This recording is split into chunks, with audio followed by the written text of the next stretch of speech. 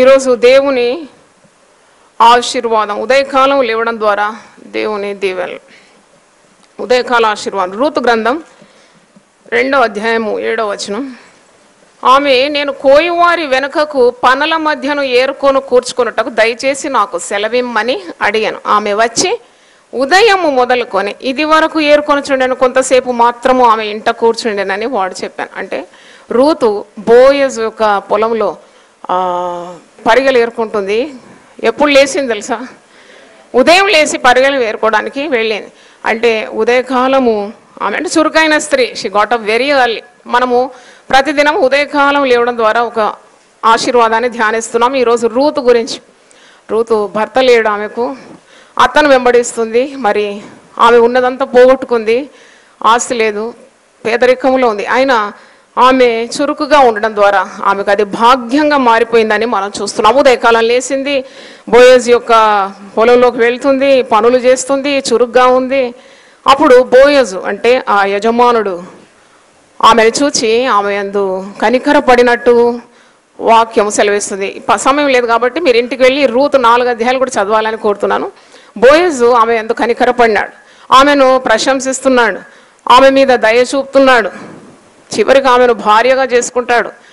అంటే పరిగెలు ఏరుకునే ఒక స్త్రీ బోయజ్ యొక్క భార్యగా మారిపోయింది, ఆస్తికర్తగా మారిపోయింది. యేసుక్రీస్తు వంశావళిలో రూతు పేరు ఉంది. అంటే how God has blessed her. ఇంత బ్లెస్సింగ్. మీరు యేసుక్రీస్తు వంశావళి ఒకసారి తీయండి, మత్తయి సువార్త 1వ అధ్యాయం. దాంట్లో రూత్ పేరు మీరు చూస్తారు. 5వ వచనం. నయస్సోను షల్మానును కనెను, షల్మాను రాహబునందు బోయజును కనెను, బోయజు రూతునందు ఓబేదును కనెను. రూతు అంటే ఉమన్, అంటే ఒక స్త్రీ అయినా మరి ఆమె యేసుక్రీస్తు వంశావళిలో ఆమె పేరు వచ్చినట్టు మనం చూస్తున్నాం. ఇన్ని ఆశీర్వాదాలు రావడానికి కారణం ఏంటండి? ఆమె లేచింది, ఉదయమే లేచింది, చురుగ్గా ఉంది. ఆమె దేవుడిచ్చిన సామర్థ్యాన్ని వాడుకుంటుంది. ఆమె శ్రమించిన కొలది దేవుడు ఆమెను ఆశీర్వదిస్తున్నాడు. అడుగడుగున దేవుని దీవెనలు పొందుకుంటుంది. దిక్కులేని స్త్రీ గొప్ప ఆస్తికర్తగా మారిపోయింది. ఎప్పుడు లేవాలండి మనం? నిజంగా చెప్పండి, ఎంతమంది తీర్మానం చేసుకున్నారు ఉదయమే లేచి నేను దేవుని వెతుకుతానని? హల్లెలూయా. పరిశుద్ధాత్ముడే మనను సిద్ధపాటు చేస్తున్నాడు. దేవుడు మనల్ని దీవించడానికి కోరుతున్నాడు. దేవునికి స్తోత్రం. ప్రార్థన. ఈరోజు ప్రార్థన మత్తయి సువార్త 8వ అధ్యాయము 25వ వచనం. మాథ్యూ 8:25. వారు ఆయన యొద్దకు వచ్చి, ప్రభువా, నశించిపోచున్నాము, మమ్మును రక్షించమని చెప్పి ఆయనను లేపిరి. చిన్న ప్రార్థన కానీ గొప్ప జవాబు. ఇక్కడ మనకు తెలుసు, ఆయన దోణి ఎక్కినప్పుడు ఆయన శిష్యులు ఆయన వెంట వెళ్ళినారు. దోణిలో యేసు ప్రభు ఉన్నాడు, శిష్యులు ఉన్నారు. దోణి అమరమున తలవాల్చుకొని యేసు ప్రభు నిద్రపోతున్నాడు. అంతటా సముద్రం మీద గొప్ప తుఫాను లేచినందున ఆ దోణి అలల చేత కొట్టబడేను. అప్పుడు ఆయన నిద్రిస్తున్నాడు. వారు ఆయన యొద్దకు వచ్చి, ప్రభువా, నశించిపోచున్నాము, మమ్మును రక్షించుమని ఆయనను లేపిరు. ప్రార్థన అన్నమాట ఇది. శిష్యులు చేసిన ప్రార్థన. ప్రభువా, మేము నశించిపోతున్నాం, మా దోణి మునిగిపోతుంది, అలల చేత కొట్టబడుచున్నాం, గొప్ప తుఫాను రేగింది, మమ్మల్ని రక్షించు, మేము నశించిపోతున్నాం. ఇంకో దగ్గర ఉంది, మేము నశించిపోతున్నాం, నీకు చింత లేదా అని మరి ఒక దగ్గర ఉంది. ప్రభువా, మమ్మల్ని రక్షించుమని వారు ప్రార్థన చేస్తున్నారు. అప్పుడు ఆయన లేచినాడు. లేచి, అల్ప విశ్వాసులారా, ఎందుకు భయపడుచున్నారని వారితో చెప్పి లేచి గాలిని సముద్రమును గద్దింపగా మిక్కిలి నిమ్మలమాయను. ఆ మనుషులు ఆశ్చర్యపడి, ఈయన ఎట్టివాడు, ఈయనకు గాలియు సముద్రమును లోబడుచున్నావని చెప్పుకొని. అంటే వారు ప్రార్థన చేసినారు చాలాసార్లు. అసలు వీళ్ళు ఎందుకు ఇలా ప్రార్థన చేసినారని నేను అనుకుంటున్నాను. చేపలు పట్టే వారికి ఈత రాదా? ఎంత పెద్ద తుఫాన్ అయినా, దోణి ఒకవేళ మునిగిపోయినా, గజ ఈతగాళ్ళు వీళ్ళంతా. అంటే వీళ్ళు సముద్రంలో ఈదుకుంటూ బయటికి రావచ్చు. కానీ ఎప్పుడైనా చూడండి, మన జీవితంలో కలవరం వచ్చినప్పుడు మనకున్న సామర్థ్యాన్ని కోల్పోతాం. First we lose our capacity. అంటే మనకున్న తలాంతులు కానీ, సామర్థ్యం కానీ, శక్తిని కోల్పోతాం ఎప్పుడైతే భయపడతామో. ఈ శిష్యులు భయపడుతున్నారు. భయపడిన వీళ్ళు ఒక మంచి పని చేసినారు. యేసు ప్రభును తట్టి లేపుతున్నారు. ప్రభువా, మేము నశించిపోచున్నాము, మమ్మను రక్షించు. కొన్నిసార్లు కుటుంబాల్లో ఇలాంటి తుఫాను వస్తుంది, మనకు అనిపిస్తుంది అంతా అయిపోయింది, కొంప కూలిపోయింది అనుకుంటాం. కానీ నువ్వు ప్రార్థన చేయడాన్ని మర్చిపోవద్దు. ఇది ప్రార్థన. ప్రభువా, మమ్మను, మా కుటుంబాన్ని నువ్వేం చేయాలి? రక్షించాలి. మేము నశించిపోతున్నాం, మా దోణి మునిగిపోతుంది, దయచేసి మమ్మల్ని కరుణించి రక్షించమని ప్రార్థన చేయాలి. ఇది చిన్న ప్రార్థన కానీ చాలా అర్థవంతమైన ప్రార్థన. దేవుని స్తోత్రం. ఆయన ప్రకృతి మీద కూడా అధికారం గలవాడు. ఒక మాట చేత గాలిని గద్దింపగా ఆ సముద్రము అణిగి మిక్కిలి నిమ్మళం అయిపోయింది. చప్పట్లు కొడదామా దేవుని స్తోత్రం. హల్లెలూయా. అంటే చిన్న చిన్న ప్రార్థనలు నేను నేర్పిస్తున్నాను మీకు, చిన్న ప్రార్థనలు, but has such a great meaning and great effects, great results. చిన్న చిన్న ప్రార్థనలే. పేతురు నీళ్ళ మీద నడుస్తూ మునిగిపోతున్న సమయంలో ఏమన్నాడు? ప్రభువా నన్ను రక్షించు. మరి కనాను స్త్రీ ఏమంటే, ప్రభువా నాకు సహాయము చేయి. ఇలాంటి ప్రార్థనలు నువ్వు దినమంతా చేస్తూనే ఉండాలి, దాని ఫలితం గొప్పదని తెలియజేస్తున్నా. ఈరోజు నామం 144 నీతి సూర్యుడు. పలకండి మాట, చేతులెత్తి 3 సార్లు స్తోత్రం చెప్దాం. ఈరోజు నామం ఏంటి? నీతి సూర్యుడు, సన్ ఆఫ్ రైచియస్నెస్. అంటే ఇది మలాకీ గ్రంథం 4వ అధ్యాయము 2వ వచనంలో ఉంది. పాత నిబంధన చివరి గ్రంథం మలాకీ 4వ అధ్యాయము 2వ వచనంలో, తన యందు భయభక్తులు గల వారికి నీతి సూర్యుడు ఉదయించును, అతని రెక్కలు వారికి ఆరోగ్యం కలగజేయును, వారు బయలుదేరి క్రొవ్విన దూడలు గంతులు వేయనట్లు గంతులు వేయదు. హల్లెలూయా. నీతి సూర్యుడు ఉదయిస్తాడంటే తన భయభక్తులు గల వారి. ఇది మనము పరలోకంలో ఉన్న అనుభవాన్ని మనం పొందబోయే అనుభవం అని మాత్రం కాకుండా ఈ లోకంలో కూడా దేవుడు ఇట్టి శక్తి ఇస్తాడని నమ్మాలి. దేవునికి స్తోత్రం. మనకు ఒక నీతి సూర్యుడు ఉన్నాడు, అతని రెక్కలు మనకు ఆరోగ్యం కలుగజేస్తుంది. కాబట్టి మన కట్లన్నీ తెంపబడుతుంది. క్రొవ్విన దూడను కొట్టంలో కట్టేస్తే దానికి ఏ స్వాతంత్రం లేదు, కానీ దాని కట్టు తెంపినప్పుడు అది ఏం చేస్తుంది? అది గంతులు వేస్తుంది. క్రొవ్విన దూడలు గంతులు వేసినట్లు అలాంటి సత్యంలోకి, స్వాతంత్రంలోకి, శక్తిలోకి, ఆరోగ్యంలోకి దేవుడు మనలందరినీ నడిపించగలడు. దేవునికి స్తోత్రం. సియోనులో ఉండువారు తమ శరీరంలో బాగులేదని అన్నారంట. ఆ మాట నాకు చాలా ఆశ్చర్యం అనిపించింది. పొందుకోవాలని ప్రార్థన కూడా చేయాలి. 33:24 చూడండి. అంటే దేవుడు తన బిడ్డలకు ఎలాంటి ఆరోగ్యము, శక్తి ఇవన్నీ అనుగ్రహిస్తాడు. 33 33:24, నాకు దేహంలో బాగులేదని అందులో నివసించు వాడు ఎవడును అన్నాడు. సియోన్ అంటే దేవుడు ఉండే స్థలం. పరలోకంలో ఇట్టి అనుభవం ఉంది. అక్కడ రోగం లేదు, నొప్పి లేదు, అనారోగ్యత లేదు. నీతి సూర్యుడు ఉన్నాడు, అతని రెక్కలు మనకు ఆరోగ్యం కలగజేస్తుంది. అని ఇహలోకంలో కూడా దేవుడు అనేక వాగ్దానాలు ఇచ్చినాడు. విశ్వాసంతో అవి పొందుకోవాలి. దేవా నాకు ఇలాంటి ఆరోగ్యం దయచేయి, నాకు దేహంలో బాగులేదని నేను చెప్పకూడదు. సియోనులో ఉండువారు దేవుడు ఉండు స్థలంలో ఏమంటున్నారు? నాకు దేహములో, నాతో పలకండి మాట, నాకు దేహములో బాగులేదని అందులో నివసించు వాడెవడును అన్నాడు. దానిలో నివసించు జనుల దోషం పరిహరింపబడు. దేవుడు ఉండే స్థలం పరలోకం. పరలోకం అంటాం, అక్కడ దేవుడు ఉన్నాడు కాబట్టి అది పరలోకం. పరలోకం మీ మధ్యలోనే ఉన్నదని యేసు ప్రభు అంటున్నాడు. నీ హృదయంలో పరలోకం, నీ హృదయంలో ప్రభు ఉన్నాడు కాబట్టి ఇట్టి అనుభవాన్ని దేవుడు నీకు తప్పకుండా ఇస్తాడు. పక్షిరాజు దానికి అనారోగ్యం సంభవించినప్పుడు అదొక పని చేస్తుందట. దాని శరీరంలో ఏదన్నా క్రిమి కీటకాలు, సమ్ బ్యాక్టీరియా, వైరస్ ఏదన్నా వచ్చినప్పుడు ఒక మంచి పని చేస్తుంది. కొండ మీద శిఖరానికి వెళుతుందట. వెళ్ళి అక్కడ రెక్కలు, ఆ రెక్కలు ఎంతంటే 8 మీటర్లు అన్నమాట. పక్షిరాజు రెక్కలు అది 2 బాగా చాచితే 8 మీటర్లు. పక్షి ఒక 5-6 కిలోల బరువు ఉంటుంది. దాని ముక్కు చాలా పదునైంది, గోర్లు చాలా పదునైంది. అది పక్షులన్నింటిలో కల్లా రాజు, కింగ్ బర్డ్. అది ఎప్పుడు కింద వాలదట, నేల మీద ఉండదట. ఎప్పుడు రెక్కలు చాచి పైకి ఎగురుతుంది. అనారోగ్యత సంభవించినప్పుడు ఒక పర్వత శిఖరంకి వెళ్ళి అక్కడ రెక్కలు ఇలా చాపి నేరుగా సూర్యుని తట్టు చూస్తూ చూస్తూ అది కొన్ని గంటలు, కొన్ని దినాలు, కొన్ని వారాలుగా మారిపోతుందంట. ఆరోగ్యం పొందుకునేంత వరకు సూర్యుని కింద అది మరి రెక్కలు చాచుకొని వాల్చుకొని ఉంటుందట. ఎందుకంటే ఈ సూర్యుని కిరణాల ద్వారా దాని శరీరంలో ఉన్న ఆ రోగ క్రిములన్నీ కూడా నశించిపోతాయంట. దేవునికి స్తోత్రం. మనకెవరు నీతి సూర్యుడు? యేసు ప్రభు. హల్లెలూయా. అనారోగ్యత వచ్చిన ప్రభు సన్నిధిలో గడిపినప్పుడు మనం ఆరోగ్యం పొందుకుంటున్నాం. అందుకే తన యందు భయభక్తులు గల వారికి నీతి సూర్యుడు దయించిన అతని రెక్కలు వారికి ఆరోగ్యం కలగజేయను, వారు బయలుదేరి క్రొవ్విన దూడలు గంతులు వేసినట్లు గంతులు వేస్తారు. దేవుని స్తోత్రం. హల్లెలూయా. ఈరోజు వాగ్దానం 693వ వాగ్దానం 693. వారు యెహోవా ఆశీర్వదించిన జనమని వారిని చూచిన వారందరూ ఒప్పుకొందరు. హల్లెలూయా. ఈ వాగ్దానం మన బిడ్డల నిమిత్తం, మన సంతతి నిమిత్తం పొందుకోవాలి. అడగంది అమ్మ కూడా అన్నం పెట్టదట. నువ్వు అడుగుడి మీకు ఇవ్వబడు. నువ్వు పొందుకోవాలి. ప్రార్థన చేసినప్పుడు, నీ బిడ్డల కొరకు ప్రార్థించినప్పుడు, దేవా ఈ వాగ్దానం ఉంది కదా పరిశుద్ధ గ్రంథంలో దేవుని బిడ్డలకు, ఇది నాకు కూడా దయచేయమని నువ్వు పొందుకోవాలి విశ్వాసం ద్వారా. 61:9 యెషయా 61:9 జనములలో వారి సంతతి తెలియబడును, జనముల మధ్యను వారి సంతానము ప్రసిద్ధి నొందును, వారు యెహోవా ఆశీర్వదించిన జనమని వారిని చూచిన వారందరూ ఒప్పుకొందురు. చప్పట్లు కొట్టి దేవుని స్తుతించండి. హల్లెలూయా.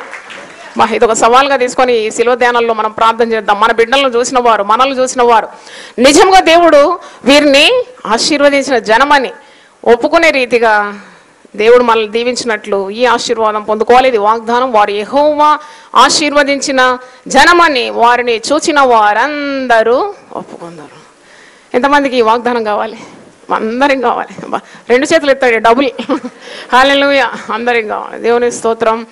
ఈరోజు ఆదేశం 296 ఆదేశం పుస్తకంలో, వెలిచూపు వలన కాక విశ్వాసము వలననే నడుచుకోనండి. Not by sight but by faith. A believer has to walk by faith and not by sight. అంటే ఇది కొరింథీ పత్రికకు పౌలు భక్తుడు రాస్తున్నాడు. మీరు ఒకసారి 2 కొరింథీ 5:6 చూడండి. 2 Corinthians 5th chapter 6th verse. వెలిచూపు వలన కాక విశ్వాసము వలననే నడుచుకొనిచున్నాం. అంటే పౌలు భక్తుడు అనేకమైన శ్రమలు ఈ లోకంలో సువార్త సేవ నిమిత్తం పొందుకున్నాడు. ఎన్నో మారులు కొట్టబడ్డాడు, ఎన్నో మారులు మరి ఉపవాసము, జాగారము, చెరసాల, ఉపద్రవం ఇవన్నీ కూడా భరించినాడు. ఆయన ప్రాణం ఎప్పుడు ఆయన వెళ్ళిపోతుందో ఆయనకు తెలియదు. కానీ దేహమందున్నను మరి దేహంలో నుండి వెడలిపోయినను ఆయన ఒక మాట అంటాడు కదా, బ్రతుకుటైతే నాకు క్రీస్తు, చావైతే నాకు లాభం. అంటే విశ్వాసం, ఒక విశ్వాసం ఉన్నది మనకు. ఈ లోకంలో మనకి ఎన్ని శ్రమలు ఉన్నా మరణానికి మనం భయపడలేదు. ఎందుకంటే మనకు ఒక విశ్వాసం, నిరీక్షణ ఉంది. మనకు నిత్య జీవం ఉన్నదని మనకు విశ్వాసం. దేవుని స్తోత్రం.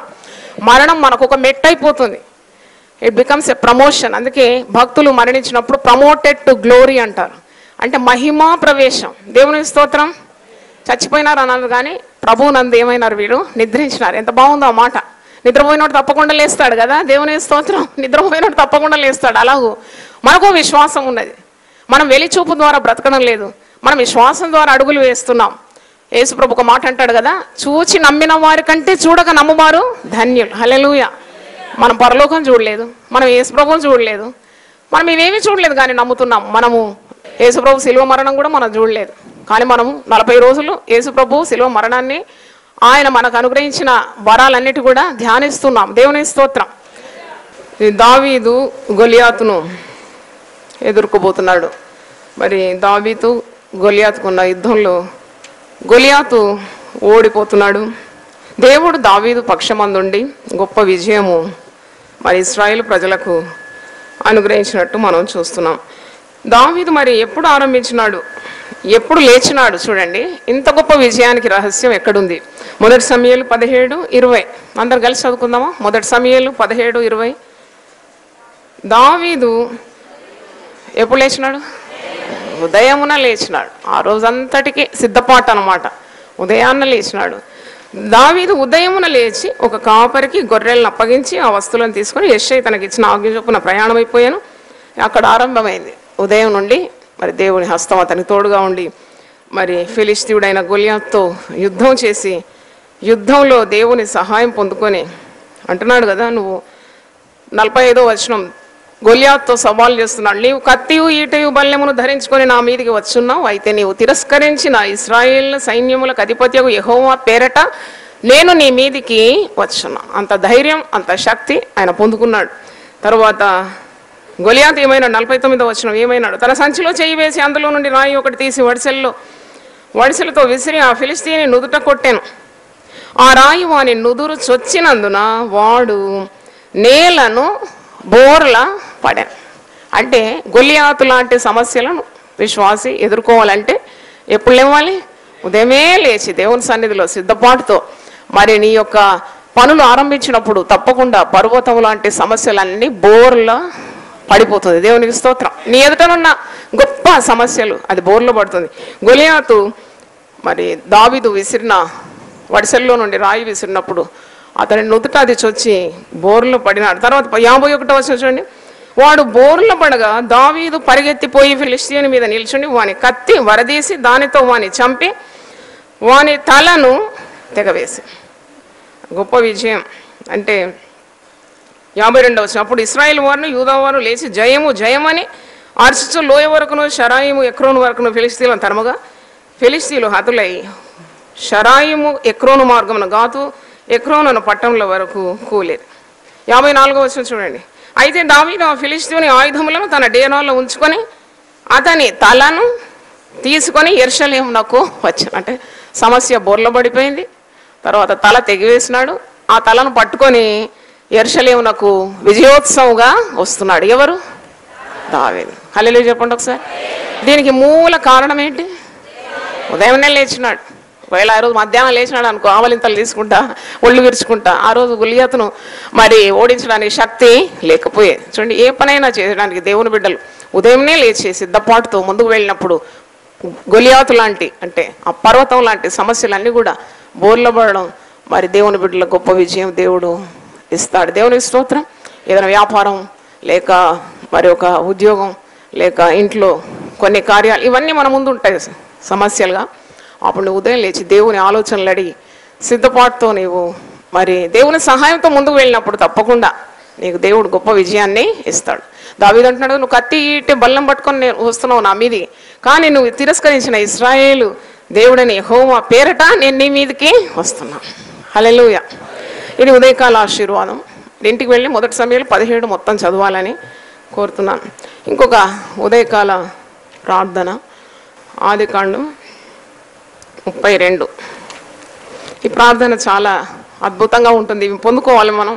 ఇక్కడ యాకోబు ప్రార్థిస్తున్నాడు రాత్రంతా ఆల్ నైట్ ప్రేయర్. ఆదికాండము 32 22 నుండి నేను చదువుతున్నాను. ఆ రాత్రి అతడు లేచి తన 2 భార్యలను తన 2 దాసీలను తన 11 మంది పిల్లలు తీసుకొని అబ్బోకు రేవు దాటిపోయాను. యాకోబు వారిని తీసుకొని ఆ ఏరు దాటించి తన కలిగినదంతా పంపివేశాను. యాకోబు ఒక్కడు మిగిలిపోయాను. ఒక నరుడు తెల్లవారు వరకు అతనితో పెనుగులాడాను. తాను అతన్ని గెలవకుండా చూసి తొడగూటి మీద అతన్ని కొట్టాను. అప్పుడు అతడు ఆయనతో పెనుగులాడటం వల్ల యాకోబు తొడగూడు వసిలేను. ఆయన తెల్లవారుచున్నది గనుక 26వ వచనం.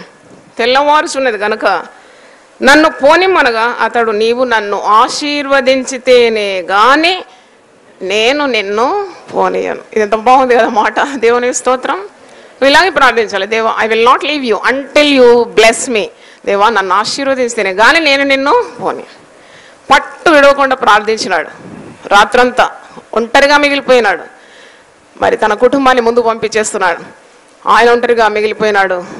దేవునితో పోరాడుతున్నాడు. మగసిరి గలవాడై దేవునితో పోరాడినాడట. అందుకే యాకోబు అంటే మోసగాడు, ఇశ్రాయేలు అగా మారిపోయినాడు. ఇశ్రాయేల్ అంటే దేవునితో పోరాడి గెలిచినవాడు. దేవునికి స్తోత్రం. నీవు నన్ను దీవిస్తేనే కానీ నేను నిన్ను విడువను. అలాంటి ప్రార్థన అంటే పట్టు గలగల ప్రార్థన నువ్వు ప్రార్థించాలి. తప్పకుండా దేవుడు దీవిస్తాడు. దేవుడు దీవించే దేవుడై ఉన్నాడు. యాకోబు మరి ఇశ్రాయేల్గా మారిపోయినాడు. ఇశ్రాయేలు నేటి క్షణం వరకు దీవింపబడింది. దేవుని స్తోత్రం. ఇశ్రాయేల్ అంటే భూ ప్రపంచంలో ఉన్న ప్రతి దేశం కూడా వణికిపోతుంది. చూస్తే ఇశ్రాయేల్ చిన్నది ఒక మచ్చలాగానే ఉంది మరి పటంలో మ్యాప్లో. Just spot in the whole world map. అంటే సచ్ ఎ బ్లెస్డ్ నేషన్. ఆ రోజు రాత్రంతా పెనుగులాడి, దేవా నువ్వు నన్ను దీవిస్తేనే కానీ నేను నిన్ను విడువాను. అలాగ ప్రార్థన చేయాలని మరి మీకు పరిశుద్ధ గ్రంథం నుండి తెలియజేస్తున్నాను. ఈరోజు నామము 274.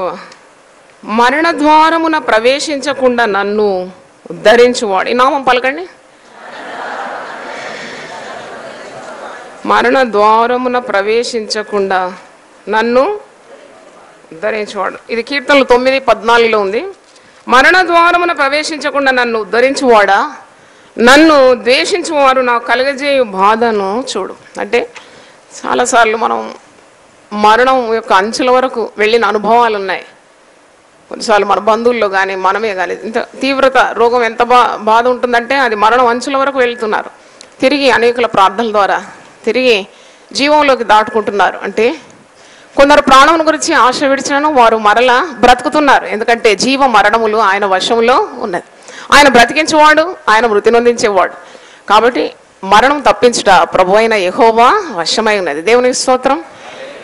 మరణము ఆయన చేతిలో ఉంది, జీవము ఆయన చేతిలో ఉంది. మరణ ద్వారంలో ప్రవేశించకుండా ఉద్ధరించేవాడని నీవు ఆ నామంతో ఆయనను స్తుతించాలి. చేతులెత్తి 3 సార్లు స్తోత్రం చెల్లిద్దాం. స్తోత్రం, స్తోత్రం, స్తోత్రం. హల్లెలూయా. యేసు ప్రభు శరీరధారిగా ఉన్నప్పుడు మరి కొందరిలో విశ్వాసం చూసి చాలా ప్రశంసించినాడు. కనాను స్త్రీ విశ్వాసం చూసి చాలా మెచ్చుకున్నాడు. అమ్మ, నీ విశ్వాసం గొప్పది, నువ్వు కూరినట్టే నీకు అవునుగాక. మరి ఒక శతాధిపతి విశ్వాసం చూసి కూడా చాలా ప్రశంసించినాడు. ఇది వాగ్దానంగా ఈరోజు మనం తీసుకుంటున్నాము. మత్తయి సువార్త 8:13 అంతటా యేసు, ఇక వెళ్ళము, నీవు విశ్వసించిన ప్రకారము నీకు అవునుగాక అని శతాధిపతితో చెప్పాను. ఆ గడియలోనే అతని దాసుడు స్వస్థత నొందాను. హల్లెలూయా. యేసు ప్రభు ఈ శతాధిపతి విశ్వాసం చూసి చాలా ఆశ్చర్యపోతున్నాడు. అంటున్నాడు, ఎందుకు ఇంత ఆశ్చర్యపోతున్నాడంటే, యేసు ప్రభు దగ్గరికి ఈ శతాధిపతి వచ్చి, నా దాసునికి పక్షవాయువు కలిగింది, పశువాయుతో నా దాసుడు మిగుల బాధపడుతున్నాడు అని ప్రభువును స్వస్థత కొరకు వేడుకుంటాడు. ప్రభు అంటున్నాడు, నేను వచ్చి వాడిని స్వస్థపరుస్తాను, నేను ఇంటికి వస్తాను అంటున్నాడు. మనమైతే ప్రభు మన ఇంటికి వస్తాడంటే ఎంత గంతులేసి వెంటనే ప్రభువుని తీసుకొని వెళ్తాం. కానీ శతాధిపతి ఒక మాట అంటున్నాడు, నీవు నా ఇంటిలోనికి వచ్చుటకు నేను పాత్రుడను కాను. I'm not worthy of your coming to my house. నేను పాత్రుడను కాను.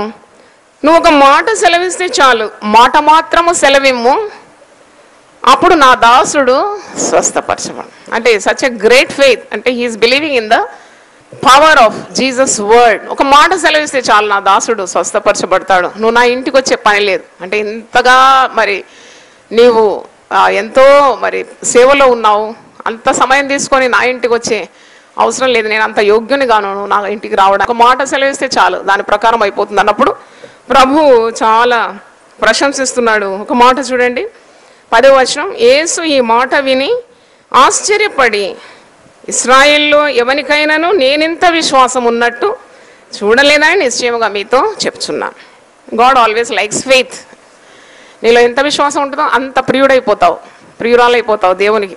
విశ్వాసం లేకుండా దేవునికి ఇష్టలై ఉండుట అసాధ్యం. కనుక నువ్వు విశ్వాసంతో, అందుకే ప్రార్థన చేయనప్పుడు మీరు అడుగు వాటిని పొంది ఉన్నామని నమ్మాలి. దేవునికి స్తోత్రం. Hallelujah. It is definitely possible with my Lord. Nothing is impossible to my God. నా దేవునికి సమస్తము సాధ్యమనే విశ్వాసంతో ఏనడిగినా తప్పకుండా నీవు పొందుకుంటావు. దేవునికి స్తోత్రం. ఆదేశం. హెబ్రీలకు రాసిన పత్రిక 4:16 ఆకాశ మండలము గుండా వెళ్ళిన దేవుని కుమారుడైన యేసు అను గొప్ప ప్రధాన యాజకుడు మనకు ఉన్నాడు. దేవునికి స్తోత్రం. ఆయన దేవుని కుమారుడు, ఆయన ప్రధాన యాజకుడు.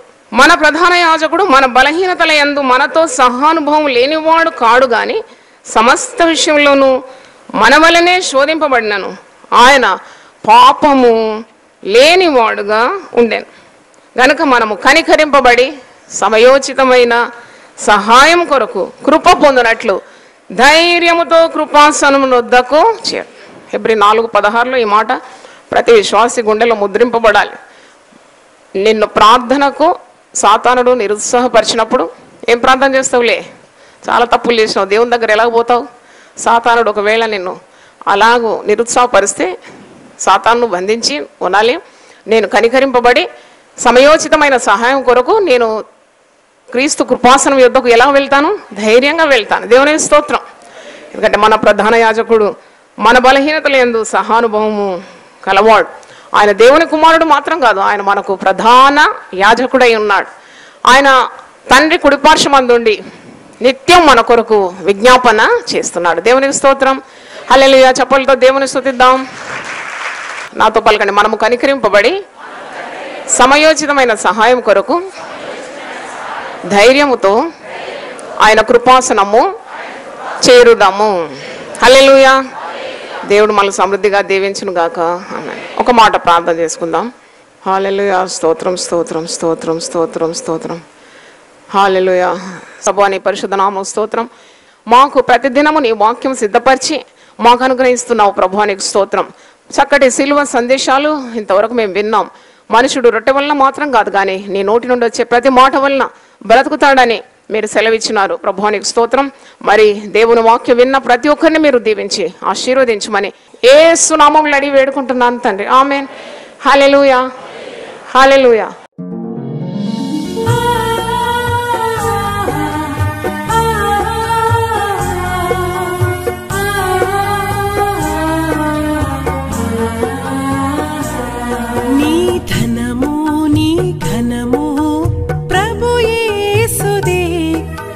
దశమా భాగమునీయ వెనుదీతువా.